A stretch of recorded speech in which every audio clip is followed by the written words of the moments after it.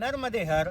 मेरा नाम है पंकज केवट और आप जो मेरे हाथ में देख रहे हैं यह वही नर्मदेश्वर शिवलिंग या नर्मदा बाणलिंग है जिसे घर में स्थापित करने के अनेकों लाभ बताए गए हैं। यह जो शिवलिंग होते हैं यह सभी नर्मदा नदी से निकलते हैं तथा इन्हीं को घर में रखा जाता है तथा जब भगवान शिव ने माँ नर्मदा को अपनी पुत्री माना था तभी उन्होंने माँ नर्मदा को यह वरदान दिया था कि आपसे निकलने वाला हर कंकर शंकर के रूप में पूजा जाएगा। तब से लगाकर आज तक अनेक लाखों शिवलिंग लोगों के घर में पूजे जाते हैं। भारत के साथ ही अन्य विदेशों तक भी इन शिवलिंगों की पूजा हर घर में प्रारंभ होनी चालू हो गई है। यह कोई सामान्य पत्थर नहीं बल्कि स्वयं महादेव का रूप होता है, क्योंकि इन्हीं पत्थरों को नर्मदेश्वर शिवलिंग कहते हैं तथा नर्मदेश्वर शिवलिंग की प्राण प्रतिष्ठा करने की आवश्यकता नहीं होती है। और वह आवश्यकता इसीलिए नहीं होती क्योंकि भगवान शिव स्वयं इनमें पहले से ही विराजमान होते हैं। तो इन्हीं प्रकार से यह कई सारे इस नर्मदा नदी से शिवलिंग निकलते हैं जिनमें कि कई सारी आकृतियां निकल कर आती हैं। तो नर्मदा नदी से जितने भी इस तरीके से आप देख रहे हैं कि छोटे से लगाकर बड़े तक शिवलिंग निकलते हैं, हर शिवलिंग की अपनी एक विशेषता होती है। जब भगवान शिव ने आशीर्वाद दिया था तो उनका जो आशीर्वाद है उनके फलस्वरूप नर्मदा नदी से जितने भी शिवलिंग निकलते हैं उनमें कई सारी प्राकृतिक रूप से आकृतियाँ बनकर आती है। जैसे कि मैं अभी आपको दिखाता हूँ, यह आप देख सकते हैं कि यह जो मेरे हाथ में शिवलिंग है इसमें मालाएं बनी हुई है।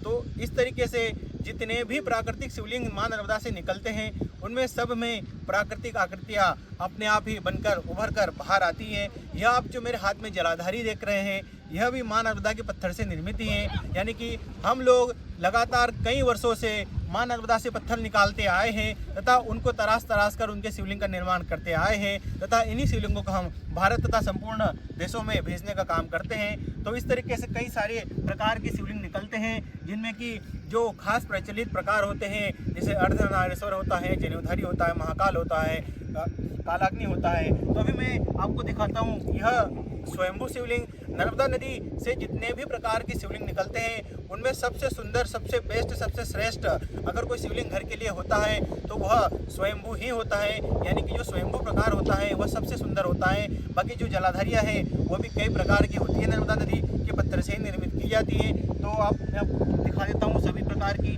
ये आप देख सकते हैं कि यह स्वयंभू जो शिवलिंग है इनके लिए स्वयंभू प्रकार की जलाधारी भी है। तो इस तरीके से होती है। अगर कोई व्यक्ति इस शिवलिंग को अपने घर में स्थापित करता है तो उसके घर के सभी प्रकार के वास्तु दोष दूर हो जाते हैं तथा घर में सुख शांति एवं समृद्धि आने लगती है तथा इस चीज़ का आभास कुछ ही दिनों के अंदर होने लगता है। अभी आप जो देख रहे हैं यह अलग अलग वाला शिवलिंग है, यानी कि शिवलिंग अलग है, जलाधारी अलग है। इनका एक जो प्रकार होता है इसमें अखंड होता है। अखंड यानी कि नर्मदा नदी के एक ही पत्थर को तराश कर शिवलिंग और जलाधारी दोनों का निर्माण किया जाता है। तो वह कुछ इस तरीके से होता है।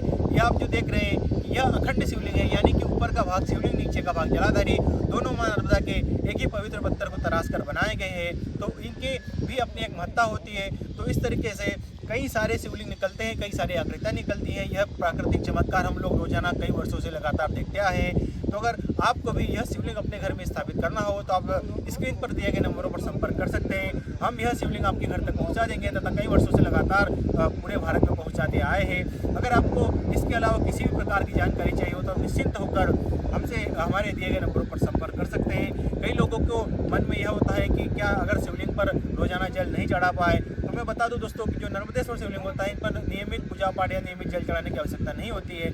यह स्वयं सिद्ध भगवान शिव का रूप होते हैं, इसलिए किसी भी प्रकार की विशेष विधि विधा की आपको जरूरत नहीं होती है। अगर इनके अलावा दुनिया की किसी भी अन्य पत्थर या धातु का शिवलिंग हम लोग लेते हैं तो उनमें जो होता है कि हमें प्राण प्रतिष्ठा करवाने की आवश्यकता होती है, यानी कि उनको सिद्ध करना होता है तथा सिद्ध करने के बाद ही उनके जो पूजा होता है उनका फल हमको मिलना चालू होता है। लेकिन यह जो शिवलिंग होता है आप जिस भी प्रथम दिन इस शिवलिंग की पूजा करोगे यह उसी दिन सिद्ध शिवलिंग की ही पूजा करोगे, यानी शिवलिंग यानी कि भगवान शिव स्वयं इसमें विराजमान पहले से ही रहते हैं। तो आपको सिर्फ पूजा करने की आवश्यकता होती है, न कि किसी भी प्रकार के विशेष विधि विधान को लेकर चिंता करने की आवश्यकता होती है कि किसी भी प्रकार से हमसे कुछ गलती न हो जाए या हमें नियमित जल चढ़ाना पड़े, ऐसा कुछ नहीं होता।